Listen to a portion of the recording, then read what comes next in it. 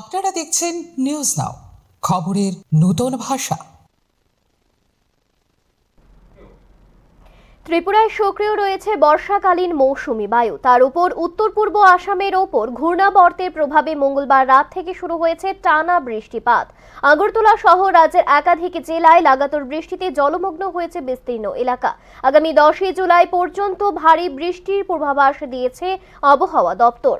বৃষ্টির জেরে বিপর্যস্ত রয়েছে জনজীবন, বাড়ছে নদ নদীর জলস্তর। বর্ষাকালীন মৌসুমি বায়ু সক্রিয় থাকায় এবং উত্তর পূর্ব আসামের ওপর ঘূর্ণাবর্তের প্রভাবে মঙ্গলবার রাত থেকে ত্রিপুরা জুড়ে শুরু হয়েছে ভারী বৃষ্টিপাত। আগরতলা সহ রাজ্যের বিভিন্ন মহকুমায় অব্যাহত রয়েছে বৃষ্টি। আবহাওয়া দপ্তরের পূর্বাভাস অনুযায়ী আগামী 10 জুলাই পর্যন্ত এই বৃষ্টিপাত চলতে পারে। বিশেষ করে পশ্চিম ত্রিপুরা, খোয়াই, গোমতী ও ধলাই জেলায় ভারী থেকে অতি ভারী বৃষ্টির সম্ভাবনা থাকায় জারি করা হয়েছে সতর্কতা। আগরতলা আবহাওয়া কেন্দ্র থেকে আজ 8 জুলাই 2026 থেকে আগামী 10 জুলাই 2026 পর্যন্ত ভারী থেকে অতি ভারী বৃষ্টিপাতের জন্য সতর্কতা জারি করা হচ্ছে।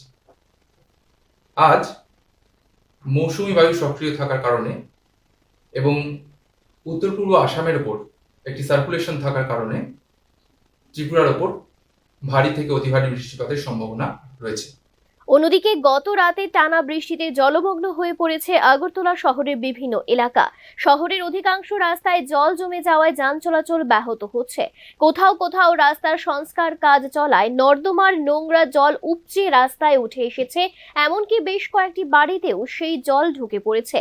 ভারী বৃষ্টির কারণে স্বাভাবিক জনজীবন ব্যাহত হয়েছে। স্কুল, কলেজ ও সরকারি অফিসে উপস্থিতির হার স্বাভাবিকের তুলনায় কম।